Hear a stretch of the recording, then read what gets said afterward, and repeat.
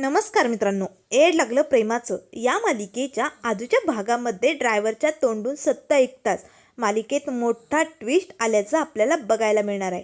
इथे रायाने आता त्या ड्रायव्हरची कॉलर पकडलेली असते. तेव्हा लगेच राया त्यानं लागतोय, बोल खरं खरं सांग, त्या दिवशी त्या रात्री यांच्या मुलाला तूच उडवलं ना, साल्या बोल पटकन. तेव्हा लगेच आता जिजी म्हणू लागते, हा हा होता तो, याने माझ्या मुलाला मारलं. तेव्हा लगेच आता रायम लागतोय, गप्प बसू नको हरामखोरा, पटापट बोलायचं, जे काही सत्य असेल ना ते सांगून टाकायचं.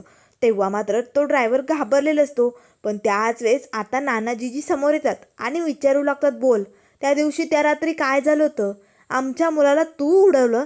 त्यावर लगेच आता तो ड्रायव्हर हात जोडूनच रडतच म्हणू लागतो, मला माफ करा, माफ करा, मला माझं चुकलं. त्या दिवशी रात्री गाडी चालवत असतानाच अचानक तुमचा मुलगा माझ्या गाडीसमोर येऊन धडकला. तो अचानक मध्ये आला, त्यामुळे त्या गडबडीत मी काहीच करू शकलो नाही आणि मग माझ्या गाडीने त्याला उडवलं. तो खाली पडला आणि मी त्याची मदत करायची सोडून मी खूप घाबरलो होतो. मला खूप भीती वाटली होती म्हणून मी तसाच तिकडनं पळून गेलो. त्यामुळे मला माफ करा. आज माझ्यामुळे तुमचा मुलगा तुमच्यापासून दूर गेलाय. तेव्हा लगेच आता नाना जिजीला हे ऐकून धक्काच बसतो. त्यावर लगेच आता जिजी समोर येते आणि लगेच आता त्या ड्रायव्हरला म्हणू लागते, तुला लाज नाही वाटली असं वागताने? अरे आपल्या गाडीखाली साधं जनावर जरी आलं ना तरी माणसाला हळहळ वाटते आणि तू माझ्या मुलाला तुझ्या गाडीने उडवलं, तुला काहीच वाटलं नाही? अरे एका माणसाला उडवताना तुझे हात थरथरले कसे नाही? आणि त्या दिवशी तू जर पळून गेला नसता, माझ्या मुलाची मदत केली असती तर आज कदाचित माझा मुलगा जिवंत असता.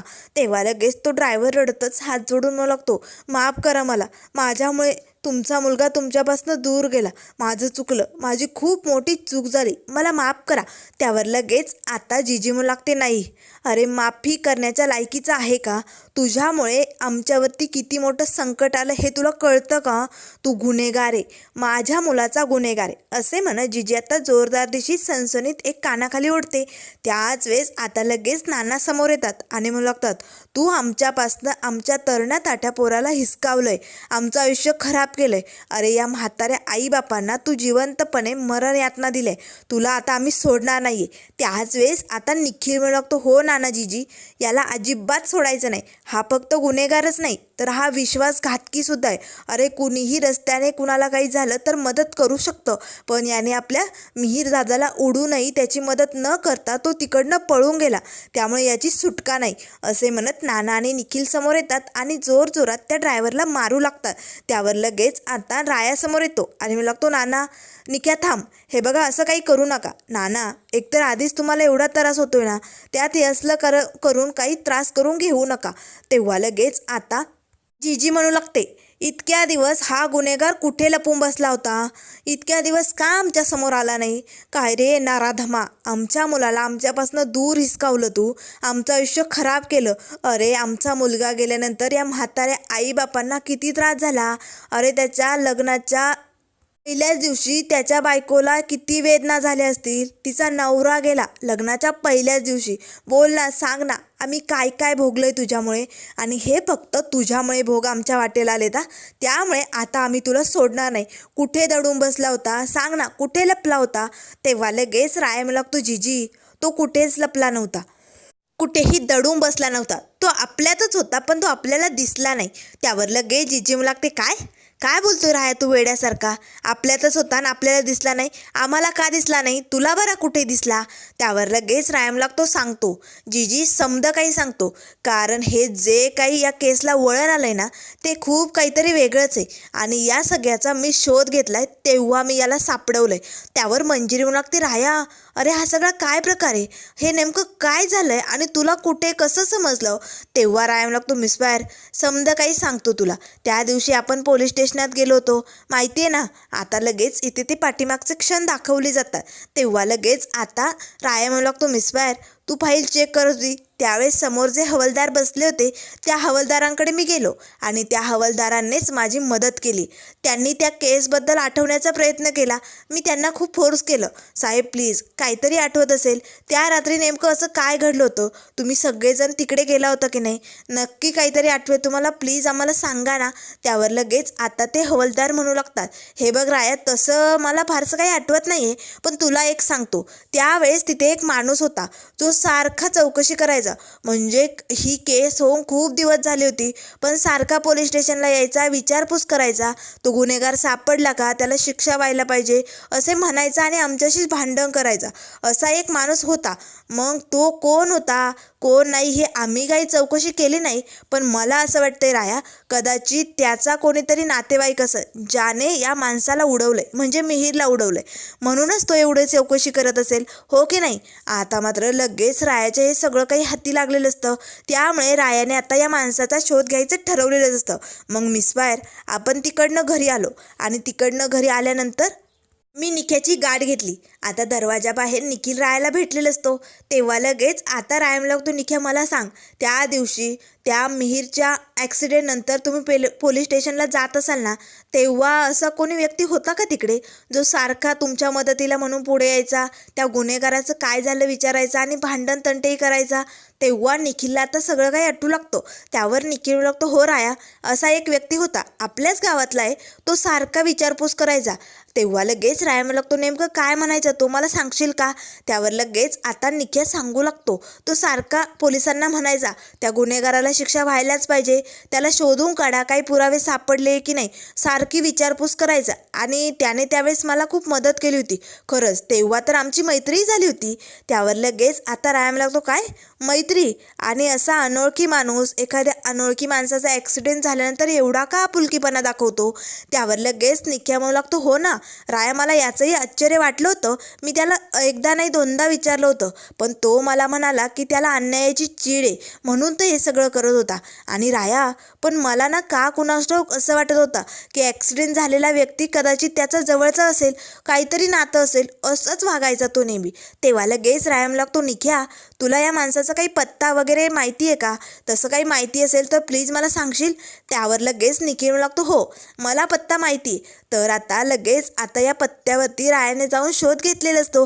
तेव्हा निखिल नानाजीजीला म्हणू लागतो, हो नानाजीजी, रायाला तो पत्ता मीच सांगितला होता. त्यावर लगेच आता राया म्हणू लागतो, आणि त्या पत्त्याप्रमाणे मी त्या माणसाच्या घरी पोचलो आणि याच्या घराबाहेर गेल्यानंतरच मला याचा टेम्पो दिसला. म्हणजे ज्या टेम्पोने मिहीरला धडक मारली तो टेम्पो, तो मागच्या बाजूने एकदम नवा म्हणजे करकरीत कलर होता आणि पुढच्या बाजूने जी धडक मारली ना, तिथे मात्र त्याचा कलर गेलेला होता आणि दुसरा कलर मारलेला होता, जेणेकरून पुरावा कोणाला सापडू नये म्हणून. आणि ते मी लगेच ओळखलं. आणि त्यानंतर मी आजूबाजूचे गॅरेज आहेत ना आपले पंढरपुरात, तिथे सगळीकडे चौकशी केली. त्या रात्री जेव्हा ॲक्सिडेंट झाला होता ना, तेव्हा हाच माणूस त्याचा टेम्पो दुरुस्त करण्यासाठी एका गॅरेजमध्ये गेला होता. याचा अर्थ सगळे पुरावे याच्याचकडे बोट करत होते आणि हाच गुन्हेगार होता हे माझ्या समजा लक्षात आलं. आणि मग काय, मी डायरेक्ट याच्या घरात घुसलो आणि याची कान पकडून याला इकडे घेऊन आलो. आणि जीजी, त्या गुन्हेगाराला मी आज तुमच्या समोर हजर केलंय. तेव्हा लगेच आता जीजी म्हणू लागते, सोडायचं नाही या गुन्हेगाराला, अजिबात सोडायचं नाही, याला शिक्षा व्हायलाच पाहिजे. याने मला, माझ्या मुलाला, माझ्या सगळ्या घरच्यांना आणि मंजिरीला सगळ्यांना यातना दिल्यात. सगळ्यात जास्त माझ्या मिहीरचं आयुष्य खराब केलं आहे. आज जर याने माझ्या मिहीरला उडवलं नसतं तर कदाचित मिहीर आमच्यात असता. आणि हे सगळं या गुन्हेगारामुळे झालं आहे, त्यामुळे याला शिक्षा व्हायलाच पाहिजे. तेव्हा लगेच आता शशिकला मनाशीच म्हणू लागते, काय चालू आहे समजा, नेमकं या सगळ्यामध्ये कोणता ट्विस्ट आलाय ना तेच कळत नाही, काय चालू आहे, हा ड्रायव्हर कुठनं आला मध्येच. त्याच वेळेस आता लगेच राय म्हणू लागतो, जीजी एवढंच नाही तर या केसबद्दल माझ्या हाती अजून काही सत्य लागलेत आणि ती सत्य ऐकल्यानंतर मोठा ट्विस्ट येणार आहे. तेव्हा नानाजीजी म्हणू लागतात, काय, कुठलं सत्य आणि कुठला ट्विस्ट, कशाबद्दल बोलतोय राया तू. त्यावर राय म्हणू लागतो, जीजी सांगतो, मी तुम्हाला समद काही सांगतो, पण त्याआधी या नराधमाला तुमच्या मुलाच्या फोटोशी जवळ तरी न्या आणि त्याची माफी मागायला लावा, म्हणजे कसं आहे निदान मिहीरच्या आत्म्याला शांती तरी लागेल. त्यावर लगेच आता नाना म्हणू लागतात, राया या गुन्हेगाराला माझ्या मुलासमोर नेऊन आता काय माझा मुलगा जिवंत होणार आहे का, तो पुन्हा येणार आहे का आमच्या आयुष्यात, नाही ना. त्यावर लगेच आता राय म्हणू लागतो, नाना तुमचा मुलगा पुन्हा जरी येणार नसेल ना तरी याच्या मागितल्याने त्याच्या आत्म्याला शांती तर लागू शकते ना. त्यावर लगेच आता निखिल म्हणू लागतो, हो याला मिहीर दादाची माफी मागावीच लागेल. ते फक्त हात जोडून नाही तर खाली लोटांगण येऊन नाक रगडून माफी मागण्याच्या लायकीचा आहे हा. आलोच मी, असे म्हणत आता निखिल पटकन फोटो आणण्यासाठी आतमध्ये जातो. त्याच वेळेस नाना लगेच आता त्या ड्रायव्हरची कॉलर पकडतात आणि म्हणू लागतात, तुला काय वाटलं तू आमच्या मुलाला उडून लपून बसशील आणि आमच्या नजरेस येणार नाही? हे बघ, तू खूप मोठं पाप केलंय आमच्या मुलाला आमच्यापासून दूर करून. तुला देव याची नक्की शिक्षा देणार. आणि आता तू माझ्या मुलाची नाक घासून माफी मागायची, निदान त्याच्या आत्म्याला शांती तरी लागेल. त्याच वेळेस आता लगेच निखिल येतो आणि लागतो, नाना हे बघा मी दादाचा फोटो आणलाय. आता निखिल तो फोटो हातात घेऊन उभी राहतो. त्याच वेळेस आता लगेच नाना निखिल समोर त्या ड्रायव्हरला ढकलतात. तो निखिलच्या पायाशी पडतो, हात जोडतो आणि मला लागतो, मला माफ करा, माझ्यामुळे तुमचा मुलगा माझ्यापासून दूर गेला. अरे मित्रा, मला माफ कर. आज तू तुझ्या या कुटुंबातनं कायमचा माझ्यामुळे निघून गेला. माझं चुकलं. त्या रात्री मी तुझी मदत करायला हवी होती, पण मी तरी काय करू? मी घाबरलो होतो. मला माझ्या लहान मुलांचे फोटो, माझ्या कुटुंबाचं सगळं काही समोर येत होतं. त्यामुळे मी घाबरलो आणि तिकडनं पळ काढला. जर मी थांबलो असतो तर आज मित्रा तू या जगात असता. मला माफ कर, माझी खूप मोठी चूक झाली. असे म्हणत आता लगेच तो माणूस मिहीरच्या फोटोसमोर हात जोडून माफी मागत असतो. त्याने काही मिहीरचा फोटो बघितलेलाच नसतो. त्याच वेळेस आता लगेच नाना त्याची कॉलर पकडतात आणि त्याला उठवत म्हणू लागतात, गुन्हेगार आहेस, पापी आहेस तू, पापी, तुला शिक्षा व्हायलाच पाहिजे. त्याच वेळेस त्या माणसाचं लक्ष मिहीरच्या फोटोकडे जातं. आता मात्र फोटोला बघताच त्याला मोठा धक्काच लागतो. हा कोण आहे? तो जोरात ओरडतो, हा कोण आहे? त्यावर लगेच आता सगळेजण त्या ड्रायव्हरकडे बघू लागतात. तेव्हा लगेच जिजी म्हणू लागते, अरे बिंडो केस का तू? हा कोण आहे म्हणजे? हा आमचा मुलगा आहे, ज्याला तू तुझ्या गाडीने उडवलंय आणि कायमचं संपवलंय. त्यावर लगेच तो ड्रायव्हर म्हणू लागतो, नाही, मी याला नाही उडवलं. हा कोण आहे? नाही, हा तो नव्हताच. तेव्हा लगेच आता नाना त्याची कॉलर पकडत त्याला मारू लागतात आणि म्हणू लागतात, आम्हाला आमचा मुलगा ओळखत नाही का? हे बघ, आता ही जी काही नाटकं लावलीत ना ती बंद कर. तुला आम्ही सोडणार नाही आहोत. तू आमच्या मुलाचा गुन्हेगार आहे आणि तुला शिक्षा व्हायलाच पाहिजे. तेव्हा लगेच आता तो ड्रायव्हर म्हणू लागतो, मी खोटं नाही बोलत आहे. मी ज्याला उडवलं त्या रात्री तो हा नव्हताच, तो दुसराच होता. त्यावर लगेच आता जिजी म्हणू लागते, काय म्हणायचंय तुला? आमच्या मुलाला आम्ही ओळखत नाही असं म्हणायचंय का? हे बघ, खोटारडेपणा बंद कर, थांबवी सगळी नाटकं. असे म्हणत आता निखिल आणि नाना लगेच त्या ड्रायव्हरला मारू लागतात. त्याच वेळेस राया येतो आणि लागतो, थांबा, तो खोटं बोलत नाहीये, तो जे काय बोलतोय ते अगदी खरं आहे. तेव्हा लगेच आता हे रायाच्या तोंडचे शब्द ऐकतात सगळ्यांना धक्काच बसतो. काय म्हणजे या माणसाने उडवलं तो माणूस मिहीर नव्हता? त्यावर लगेच तो ड्रायव्हर म्हणू लागतो, हो, तो तुमचा मुलगा मिहीर नव्हताच, तो दुसराच होता. राया तुला माहिती आहे ना? तेव्हा राया म्हणू लागतो, हो मला माहिती आहे, हा खोटं बोलत नाही. त्यावर मंजीर म्हणू लागते, राया अरे हे सगळं काय चालू आहे? अरे गुन्हेगार म्हणून तू याला आमच्यासमोर घेऊन आला ना, मग आता असं का म्हणतोय? तेव्हा राया म्हणू लागतो, मिस्टर समद काही सांगतो, मी जे काही सगळं सत्य शोधून काढलंय ना त्यानुसार या केसमध्ये मोठा ट्विस्ट आलाय आणि तोच मला तुम्हाला समद्यांना सांगायचा आहे. हा ड्रायव्हर जे बोलतोय ते खोटं नाही आहे. त्याने ज्या रात्री त्या माणसाला उडवलं तो माणूस तुमचा मिहीर नव्हताच. म्हणजे त्या रात्री या पंढरपुरातला अजून एक माणूस फरार झालेला होता. तो आपल्या लग्नातनं पळाला होता आणि त्याने सेम मिहीर सारखेच कपडे घातलेले होते. तेव्हा लगेच आता सगळ्यांना धक्काच बसतो. त्यावर लगेच आता राया आपल्या खिशातनं विजय साळुंकेचा फोटो काढतो आणि समद्यांना दाखवू लागतो, हा विजय साळुंके, त्या दिवशी त्या रात्री त्याचं लग्न होतं, पण त्याला लग्न करायचं नव्हतं म्हणून तो लग्नातनं फरार झाला होता. रायाने आता समद्यांना तो फोटो दाखवलेला असतो. सगळ्यांना मात्र धक्काच बसतो. तर इकडे आता घोरपडे सकाळी सकाळी आता मिहीरच्या घरी असतो. तेव्हा लगेच आता बाहेर किचनमध्ये येताच लगेच तो अमोलला विचारू लागतो, कुठे गौरव सर दिसत नाही, अजून वरतीच आहे का, आले नाही का खाली? त्यावर लगेच आता त्याचा नोकर म्हणू लागतो, नाही आज सरांची ना तब्येत जरा बिघडली, डॉक्टर आलेत, चेकअप करतायत त्यांचा. तेव्हा लगेच घोरपडे मनाशीच म्हणू लागतो, अरे बापरे, आता या मिहीरला अचानक काय झालं? याच्या गोळ्या तर सुरूच असतात ना, मग गोळ्या घेऊनही याला त्रास कसला होतोय? चला आम्हाला बघावं लागतंय, नक्कीच माझ्या हाती काही लागू शकतं. असे म्हणत घोरपडे आता वरती येतो. डॉक्टर चेकअप करत असतात. मिहीर मात्र शांतपणे झोपलेला असतो. त्याची मॉमही तिथेच बसलेली असते. त्याच वेळेस घोरपडे विचारू लागतो, मॉम काय झाले सरांना, अशी अचानक कशी तब्येत बिघडली. तेव्हा लगेच आता त्याची आई बाजूला येते आणि म्हणू लागते, का कुणास ठाऊक काय झालंय कळतच नाहीये. डॉक्टर चेकअप करतायत ना, ते सांगतील आपल्याला. आता डॉक्टरांनी चेकअप केलेला असतो. तेव्हा लगेच आता गौरवची आई विचारू लागते, काय झाले डॉक्टर, असा कसा काय त्रास सुरू होतोय त्याला, मला ना तेच कळत नाही.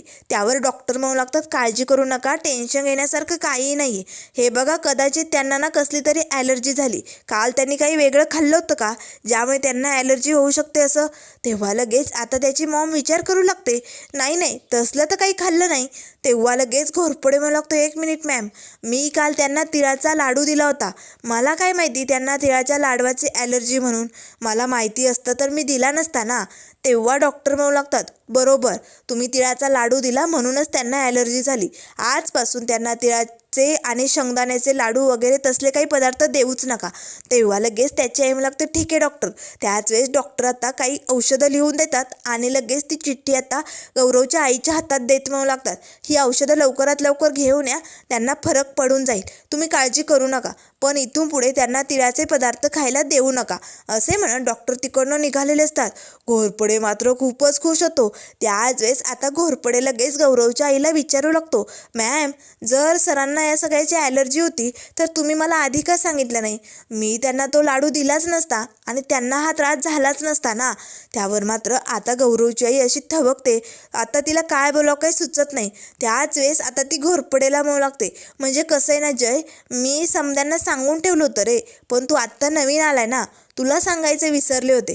म्हणजे मी तसे पदार्थ कधी करत नाही ना घरात, त्यामुळे त्याला कधी त्रास होत नाही. तुला माहिती नाही म्हणून तू दिला असेल ना, जाऊ दे, मी औषधं घेऊन येते. तेव्हा घोरपडे म्हणू लागतो, मॅम तुम्ही थांबा, मी जातो आणि पटकन औषधं घेऊन येतो, तुम्ही थांबा सरांजवळ. असे म्हणत घोरपडे मात्र खूपच खुश झालेले असतं, कारण जिजीने सांगितल्याप्रमाणे मिहीरला जशी तिळाच्या लाडवांची ॲलर्जी होती तशीच ॲलर्जी या गौरवला आहे. म्हणजे हा गौरव नसून हा मिहीर आहे हे सत्य आता घोरपडे समोर उभं राहिलेलं असतं. तर इकडे आता निखिल म्हणू लागतो, ए राया, अरे काय बोलतोय, सेम कपडे घालून त्याच रात्री असे कोण माणसं पळतील, नाही नाही नाही, अरे पण लग्नातनं कोणी का पळेल, त्याचं लग्न होतं म्हणतो ना, मग तो कशाला निघून जाईल लग्नातनं. तेव्हा लगेच राया म्हणू लागतो, गेला होता. विजय साळुंके त्या रात्री त्याच्या लग्नातनं फरार झाला होता. त्याच्या घरच्यांनी तशी मिसिंग केसही केली त्याची, पण त्याच्याबद्दल पुढे काय झालं कुणाला काहीच तपास लागला नाही आणि पोलिसांनीही ती केस बंद केली, त्यामुळे त्याचा काही शोधच घेतला नाही. तेव्हा लगेच आता मिहीर साळुंकेचा फोटो आता समोर बघताच लगेच तो ड्रायव्हर म्हणू लागतो, हो हाच होता, हा नव्हता, हा मिहीर नव्हता, हा साळुंकेच होता, यालाच मी उडवलं होतं आणि याने लग्नाचा ड्रेस घातलेला होता, त्याचं लग्न होतं, तो त्या दिवशी फरार झाला होता. त्याच वेळेस नानाजीजीला ऐकून धक्काच बसतो. तेव्हा लगेच म्हणजे लागते, राया, अरे पण तुला कसं समजलं. तेव्हा लगेच राय म्हणू लागतो, मिसबाय, या रायाने एकदा ठरवलं ना तर तो सगळा काही छडा लावूनच टाकतो. त्या दिवशी आपण पोलीस स्टेशनमध्ये गेलो, सगळी चौकशी केली, त्यानंतर गावात तुला तहान लागली होती, मी एका दुकानात पाण्याची बॉटल आणण्यासाठी गेलो, तिथे मला तो हवालदार भेटला आणि त्याने मला या विजय साळुंकेचा फोटो दिला आणि सगळी काही माहिती सांगितली. त्याच रात्री हा विजय साळुंके हरवला होता, म्हणजे तो पळाला होता. त्याच्या घरच्यांनी तशी केस केली होती, पण पुढे काय झालं काहीच तपास लागला नाही. मग मी सगळ्याचा शोध घेतला आणि तेव्हा मला कळालं की त्या रात्री या ड्रायव्हरने ज्या माणसाला उडवलं तो मिहीर नसून तो विजय साळुंके होता. आणि बघितलं, त्याचा चेहरा पूर्ण ॲक्सिडेंटमुळे विद्रूप झालेला होता आणि त्याचे कपडे आणि मिहीरचे कपडे सेम होते. म्हणजे ज्या दुकानात मिहीरने लग्नाचा ड्रेस घेतला त्याच दुकानात विजय साळुंकेंनी आपल्या लग्नाचा बस्ता केला होता. आणि हे बघा, दोघांच्याही लग्नाच्या बस्त्याचं बिल. आता मात्र लगेच दोघांचंही बिल इथे रायाने नानाजीजीला दाखवलेलं असतं. तेव्हा लगेच आता राय लागतो, हो तोच सेम टू सेम ड्रेस घालून ज्या माणसाला उडवलं गेलं त्या रात्री तो मिहीर नसून विजय साळुंके होता आणि विजय साळुंकेलाच मिहीर समजून तुम्ही त्याचा अंत्यविधी केला. तुमच्याही हे काही लक्षात आलं नाही. तेव्हा लगेच आता नानाजीजीला धक्काच बसतो, हे कसं शक्य आहे, आपण जर त्या माणसाचा अंत्यविधी केला तर मिहीरचं काय झालं. तेव्हा लगेच जीजी म्हणू लागते, तो जर विजय साळुंके होता तर माझा मिहीर कुठे. आता हा प्रश्न उभा राहिलेला असतो सगळ्यांसमोर. तर त्यानंतर मित्रांनो पुढील भागामध्ये आपल्याला बघायला मिळेल सगळं काही सत्य समोर येताच आता राया जीजी समोर येतो, जीजीची माफी मागतो. जीजीनेही मोठ्या मनाने आता राया निर्दोष आहे हे सिद्ध केलेलं असतं आणि राया मंजिरीला माफ करून दोघांचाही गृहप्रवेश करण्याचं ठरवलेलं असतं. राया मंजिरीचा आता गृहप्रवेश करण्याची तयारी झालेली असते.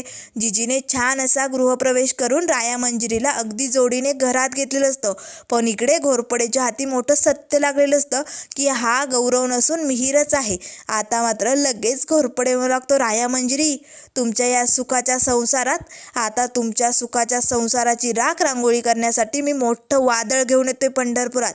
आता हा घोरपडे मिहीरला पंढरपूरला घेऊन आल्यानंतर काय काय होणार हे आपल्याला लवकरच बघायला मिळेल. त्यामुळे मित्रांनो, अशाच मालिकेंच्या अपडेट पाहण्यासाठी चॅनलला लाईक करा, सबस्क्राईब करा. व्हिडिओ पाहिल्याबद्दल धन्यवाद.